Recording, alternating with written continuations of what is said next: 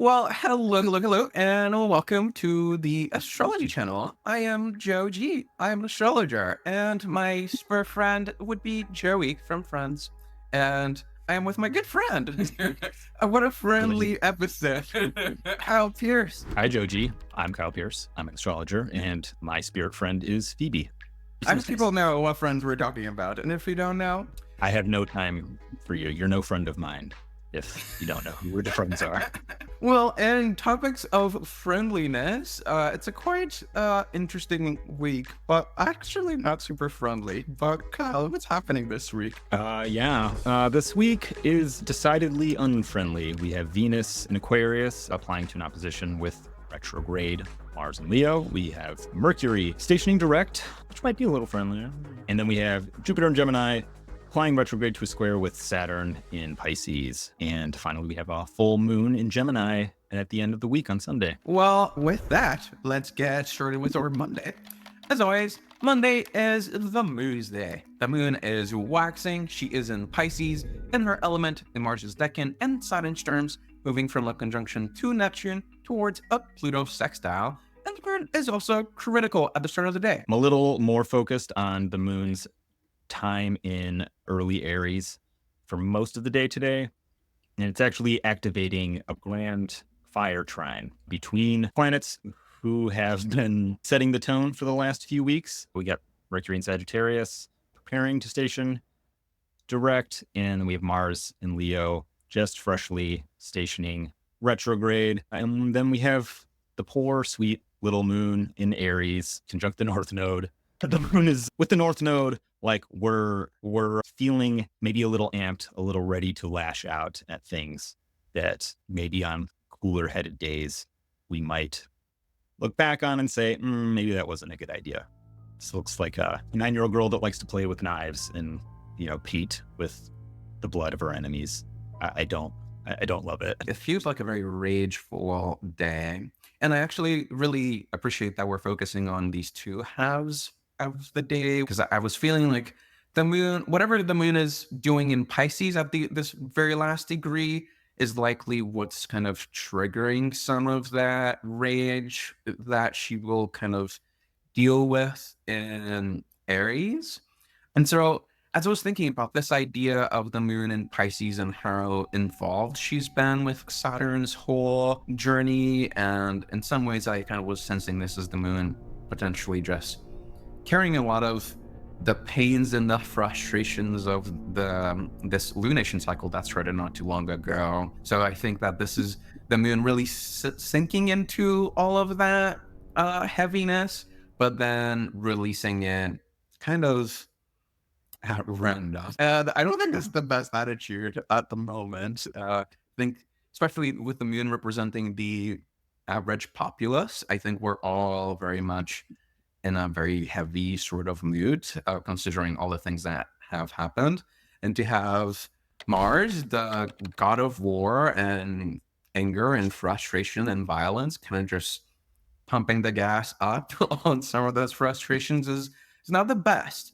And for those reasons, we gave it a pretty difficult rating today. It is a 3 difficulty and a 1.5 utility.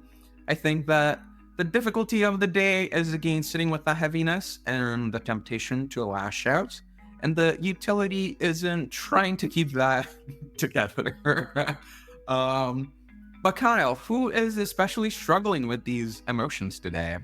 I'm going to say that fire signs are the primary sufferers of like a particular kind of unwillingness to be vulnerable. That's you, fire signs. Don't do that. And I'll say Cancer as well. Moving on to Tuesday, the source of our frustrations. It is Mars retrograde and Leo out of element in Saturn's decan and Venus's terms. Still in Uranus's antestia, soon being received through an opposition by Venus and a trine from Mercury. And like I said, Mars is retrograde. Mars is very clearly walking back on a lot of the things that Mars has started doing in Leo. But I think this day is really interesting because we're getting the Venus opposition as we're getting prepared for the incoming Pluto opposition. And so one of the things that I was thinking about as I was getting ready for this day is that if you remember all the way back when Venus was in Scorpio, we had this whole story about Venus and Mars and how they were like having this dangerous yet exhilarating love story. And Aquarius is actually the anteshra to Scorpio. So it's kind of like the echo of whatever was going on there. And so I was sensing this opposition as maybe like the first time after that Mars and Venus see each other after having that moment. And Venus is just independent. She's playing for the opposite team. And Mars is just thoroughly pissed about that. Not only was he dumped, Venus is also with the opposition there, for sure. So it feels like a day that's prone to some hateful and distasteful vibes, I would say. Mars is really not stoked on Venus. Although I think it is interesting that Mars is in Venus's terms as that opposition is building up. And I think that that gives Venus a lot of say in the situation. It's like Venus is the one that's more forward. Venus is the one that's more powerful. She is not retrograde. But I think that that really just serves to make Mars even more angry, not the other way around. So I would just be weary of combativeness today. I guess that's my delineation. Don't fight. The fight might come your way, but try to be the Venus in the situation. I would say, I mean, there's caution to be observed for being either Venus or Mars in this context. I feel like Mars, is going retrograde. He's, brooding over this like sense of disempowerment over these social themes, encounters the ex at the coffee shop, and she says some like really snarky, smart, sophisticated shit at Mars, and it goes like over his head, and like it really pisses him off because he's tired of people talking down to him. Venus's snarky remarks are probably cutting to the core for Mars because she's definitely smarter than him right now. So I would say, don't antagonize Mars. Today is a difficult one, very clearly. It is a 4.5 difficulty. We got very close to giving it a 5, but the Pluto opposition is the 5, and we're not quite there yet. The 5 is yet to come. The few points of utility that we have today, the 1.5 is in, I guess, having that perspective that this is not as bad as it's gonna get. It's not an exciting thing to sit with, but knowing that will let you, prepare yourself for what's around the corner. And there's also good things coming up too, so don't worry about it too much. It's just if you're a Mars person, this is relevant to you. But who are the Mars people, Kyle, who this is relevant to? The coffee house brawl is taking place, I think, for Leos, Aquarius, Scorpio, and Aries. I think that's where we're gonna feel it. Yeah, I hear that. I might include Taurus there too, just as an additional thing. December 11th is our next day. It is Mercury's day. Mercury is still in Sagittarius, a long stay for Mercury. Mercury is now in sect, in detriment, in their own decan, in Jupiter's terms, conjunct the most recent syzygy, which we'll talk about in a second, moving towards a Venus sextile and a Mars trine, and stationing direct. And 4 days from now. Thanks, Mercury. Yeah, so Mercury is rolling back the rhetoric, trying to figure out still where exactly it went wrong and what the new takeaway is going to be, but we don't know what the takeaway is. But we're still trying to sell Mars on something because Mars is just so easy to take advantage of right now. He's so angry and stupid and easy to sell stories to. So beware of getting overly enthusiastic about joining, this movement or joining the army to go fight the stalemate over in early Leo. We're still like half a foot in no fact check November. The facts might be being checked a little bit, but even after they get checked, there's still going to be spin on what comes out. Oh man, no fact check November is quickly becoming no fact check winter. Yeah, I feel like that's also a bit of a few of the things that I was seeing with this one. I'm really interested in Mercury being so close to the syzygy. Syzygy is just fancy word for this is where the new moon or the full moon happened last year. And this is where Mercury is, where the new moon that just happened. And then, so it's kind of like whatever Mercury is doing right now is really kind of speaking to this not broader cycle because the lunation is just a month, but it's important to that month's context, I would say. This is what I have in the image. I feel like Mercury for the past little while has been mulling over like these vast oceans of data and headlines and information and all of that. Some of which got burnt a while ago, some of which got hidden and it got messy and it got really strange for a little while. Then I feel like now Mercury has the story, especially now that Mercury is insect, meaning that Mercury is a diurnal planet or like a yang planet right now. So Mercury is more inclined to proliferate information as opposed to just like sit and digest it. And so I think that this is really the moment where we get true Mercury in Sagittarius. Like things are about to get loud and they're gonna get loud really quickly. And yeah, I think that this loudness can be beneficial, which is why we settled at a 4 utility for today. Because if you have an important message to spread to the world, like by all means, this is your chance. Just make sure it's a good message because there's a lot of shit going around. But that is exactly the difficulty of the day. The difficulty in sifting through what is real and what isn't, and what is beneficial and what isn't. Not everything that's loud is important, and not everything that's loud should be. I think that's the message of the day. So, Kyle, who is yelling fire the foreseeable future? I mean, it's still immutable hell, guys. Still looking at you, blaming everything on you. Mutable signs. Yeah. Just stop. I feel like we might drag Leo in there too, just with the Mars stuff Yes. going on. Moving on to Thursday, though, we have Jupiter's day. Jupiter still in Gemini and detriment in his element in Mars's decan and Venus's trams.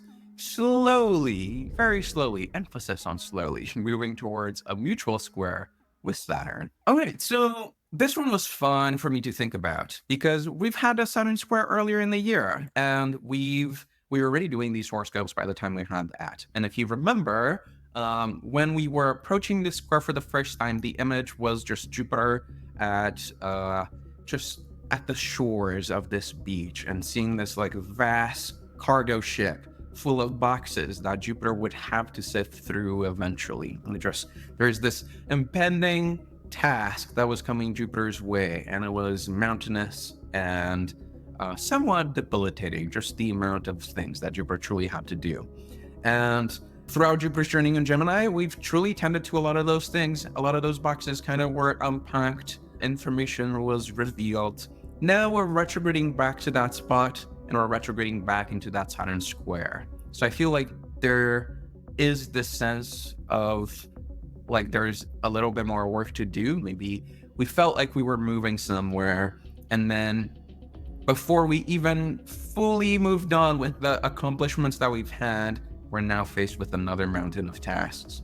I think that the difference though this time is that there's a lot less pressure on Jupiter despite the square, because the first time we had Venus in there, we had Mars in there, there was truly a lot going on for Jupiter. This time around we still have a little bit of that, but I think that Jupiter's having a little bit more time and resources just to handle some of these things, especially now that Jupiter will soon station direct. Saturn will also be direct during this time, so I think that there is resolution. So in this image, this time the boxes being unloaded seem a lot less daunting. It's not a big cargo ship, it's just a couple more boxes. There's a couple more things that need to be done. And we have Saturn in the background just bringing in all the boxes as Jupiter is just kind of unfazed at this point. It's just like, yeah, right, here's another mountain of things for me. Jupiter in Gemini is like trying to take like contradictory things and put them together, like make something useful out of, this stuff that seems irreconcilable. Yeah, some of maybe Jupiter's hybrid inventions: a chainsaw hair dryer, a cat carrier microwave.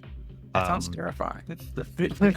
I mean, when you're on the go, sometimes you gotta take. You just want to microwave your cat, and sometimes you gotta eat things, right? It's a dual purpose. That's what I'm trying to find.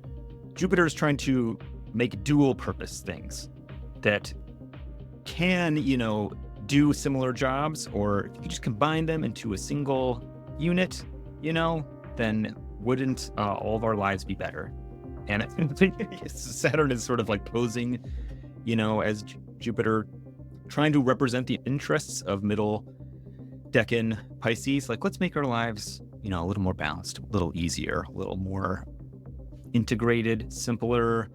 I feel like you could really combine like a cat carrier and a microwave. Like, they're kind of the same build, right? Yeah. It's, in theory, kind of workable, but it's also a really terrible idea. And so it's kind of like a moment for Jupiter to be retrying and retesting and revising some of these outlandish ideas, I guess. It's not just revising and retesting, but also just like having Saturn say like, no, this is stupid. But yeah, today is kind of like a middle of the road day. It's a 3 difficulty and a 3 utility. The difficulty is that there is more to do. The utility is that you can do it. And Kyle, who is trialing and testing ideas? It's, mutable signs are stew picklesing it up. Well, moving on to our Friday, it is December 13th. We have Venus in Aquarius out of her element in her own decan and terms, fancy, departing from a Mars opposition and a Mercury sextile and moving towards a Jupiter trine that will complete next week. Speaking of Friday the 13th, it's a pretty Friday the 13th kind of day. Venus is giving me big final girl vibes right now. She is starting to separate from the opposition with Mars and getting like away from Pluto. That story was probably pretty messed up for Venus, but she's still here and in her own decan.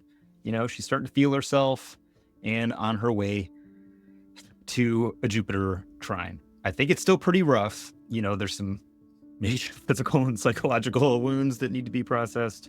She probably made enough money on selling the rights to her story to pay for her hospital bills and her years of therapy. Yeah, that's cool, because I was actually leaning on like money things for Venus as well. And I wasn't quite sure where I was getting that from. I feel like that's the Jupiter trine building up. Venus looks absolutely unfazed and bitchy and just like mad. But she's got a backpack full of goodies. I think the vibe of the day is just being able to say that you've been through it and you kind of just, you rose victorious despite all the Mars fuckery. Whether because you fully removed yourself out of the situation and you're now moving on to bigger and better things, or just because you fully just faced it and you said fuck it and you did it. I think that Venus being in Aquarius, yeah, she's outside of her element a little bit, but in the beginning of Aquarius, she has a lot of stuff that she can do. And so for those reasons, we kind of, we were generous with difficulty. We gave it a 4, but we almost matched the utility because, like we said, Venus does have a lot that she can do around that spot. I think the difficulty is just having to still process what has just happened, all of that Pluto stuff and all of that Mars stuff. And then the utility is knowing that you are heading towards this Jupiter trine, whatever that means for you. But Kyle, who has faced battles and is now moving on? I think we're definitely looking at the Aquarius and the Venus ruled signs, Libra and Taurus. And then I suppose Sagittarius, because Mercury's not applying anymore, but still pretty close to the trine. Well, moving on to our weekend, we get December 14th. It is Saturn in Pisces, out of element, Peregrine in Jupiter's decan and terms, overcoming the moon through a square and moving towards a Jupiter mutual square. I love Saturdays because Saturn moves so slow that you can really sit with Saturn's story and just as like just a storyteller and an artist. Oh, it's just really fun for me. Just be like, what is Saturn up to today? Even though she hasn't really moved. Because everybody's moving around Saturn, and that is fascinating. And the one that's moving the most around Saturn right now is the moon. The new moon square Saturn. We had the moon conjunct Saturn not too long ago on our Sunday, Monday sort of situation. And if you remember the new moon report that we had, from Saturn's perspective, Saturn was having an audition with the Sun and Moon to be able to be considered a citizen of Pisces once again. And last week, Saturn and the moon had a nice heart-to-heart. They got their shit together. The moon provided Saturn with some assistance, and this is what I have here in the image. Saturn with the few golden pieces that the moon has imparted onto Saturn. But with this Saturn squared to the moon, I was almost feeling this, and you're gonna get this next week too, but I was almost feeling this as Saturn being rude or mean or shady to the very person that has helped her, which is not the most ideal. And so that's why in the image I just have Saturn lady just like sniffing the gold that she just got. She's like feeling really into it and kind of plotting the malevolent things that she can do in the alleys. Now that she's free to just roam around and fuck shit up. Saturn's just kind of being weird as shit, telling Jupiter to make things that, suit weird, perverted, half mad tastes. I think that's going okay for Saturn right now for the most part, but he's being kind of a shitty boss. Yeah, Saturn is kind of being a little bit of a Scrooge McDuck right now, I think. It's sort of hoarding the money, smelling it, apparently, like a Mr. Krabs, except not as funny. Yeah, so it's interesting. We gave it a 3-3 even for today. I think the difficulty of the day is trying to keep all the shady stuff shady and not in the light. And the utility is maybe being able to actually do so, which is slightly concerning. Depending on what it is that you're doing. Some people do shady things for good reasons, I guess, sometimes. But some things need to be done in the shade. Yeah, some things need to be done in the shadows. But Kyle, who is getting adventurous in dark alleys today? Doing dirty deals. I mean, we're looking at Pisces, and really, it's the mutable signs, They're all sort of involved, but probably more so Gemini and Sagittarius. Virgo, you're kind of off the hook this week. Or at least today. All right, so moving on to our Sunday, it is December 15th. It is the sun in Sagittarius still, in his element, in Saturn's decan and terms, opposite the moon, meaning that it's a full moon, and moving towards a Neptune square. So it's a full moon square Neptune. Yeah, this full moon seems like, we're at the end of mutable signs where there's always like a crisis that forces us to choose between that's like one or the other. It can't be both. Yeah, we have to lose something in order to gain something. And there's generally like a decisive quality. Like I'm committing to the thing and I'm going to do it and see it through and it'll fail or succeed.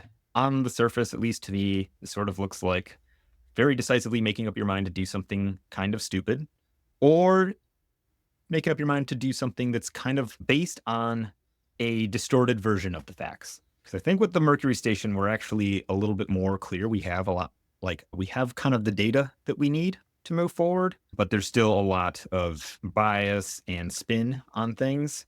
And the sun, the lunation's very like, we're going to do the thing, whatever that is. And it's an interesting time to be decisive, but I would just beware that the path that you're committing to, has some fog over it. Yeah, I feel like the thing that I was thinking about for this day is just that the sun has gone as far as he can in that Sagittarius sort of like ecstasy, because we talked about how sun had a really rough journey, like basically all fall, and then now we're about to enter winter, and so the sun at least had a little bit of a grace period in Sagittarius where it felt the wind on his sails and it was moving forward. Last week we had the sun seeing a kingdom in the distance that the sun wants to conquer, and there's like this big sense of clarity. We know what we're gonna do, and then I just feel like this full moon is the sun really pushing forward with conquering that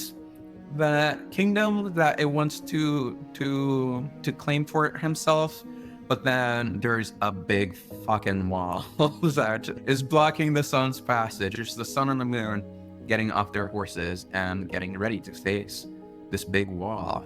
I don't think that the wall necessarily is a thing that will stop the sun entirely. It's just kind of like a get to work kind of thing. But there's also this I don't know, this optimism and trying to just not be entirely deflated by that obstacle. Yeah, I think the sun obviously will get through the wall, but it can't like ride its horse, into the fortress or whatever. Like it's gonna have to leave the horses, and maybe since it's gonna have to lose the horses anyway, the sun's coming up with a plan to like jerry rig pipe bombs onto the horse in order to blast a hole in the wall or something, which Oh my God. maybe real fucking cool, but is not the most productive use of your horse.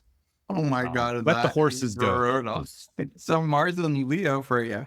But yeah, so today is a middle of the road day. It is difficult and it is useful in very similar ways. The difficulty is being faced with this obstacle. The utility is, again, being able to circumvent it in potentially curious ways.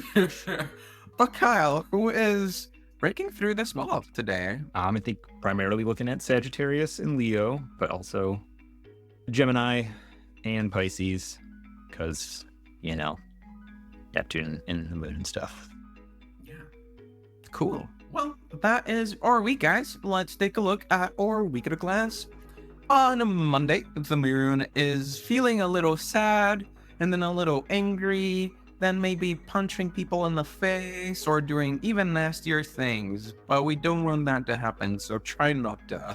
Tuesday, we're hopefully not getting really offended by people smarter than us and, punching them in the balls because we don't like how they make us feel inferior.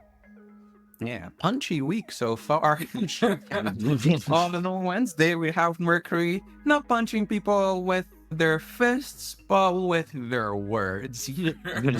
Mercury's getting real loud, is what we're saying. Jupiter is punching you with his wise and benevolent hit and carry your microwave hybrid. So on Friday, Venus is trying to move away from all of this punchy stuff happening earlier in the week and heading towards making some gains. Venus wants some monies right now. Saturday, we're Scrooging it up, playing with our money and our, doing weird things alone that, you probably wouldn't want posted on TikTok. And on Sunday, the sun is getting off his horse, getting off his high horse, I might say, and getting ready for humbler beginnings. All right, so now let's take a look at our difficulty and utility ratings for the week. And for the most part, it looks kind of like things even out later in the week. But the Mars Day and the Friday, because of the Mars-Venus opposition, are kind of like our peak points of difficulty. So I would just keep that in mind. Maybe save things for the weekend, or maybe even Monday. Well, not Monday. Yeah, just save things for the weekend. That's fine. We're settling on a 4 average difficulty this week with a 3 utility. This is kind of a, we're leaning towards the less than fun and useful kind of week. The extreme scenarios that we may have outlined, that's not going to happen to the vast majority of you, but you'll probably experience, if anything, something that's symbolically you'll see somebody who was kind of a dick and think, how barbaric, you'll have some sort of snide, snooty thought about it, and that'll be it. It's not for all of us. Yeah, absolutely. It never is. And also, the same goes for when we say things are going to be great. It's not going to be great for everybody. Life is much more complex than we can address in a 25-minute horoscope. Yeah. If you want to book a reading with me, I am Joji, and I'm at themercuryrising.com. I'm Kyle Pierce, and you can book a reading with me at kylepierceastrologer.com. Well, we will see you next week. Bye-bye.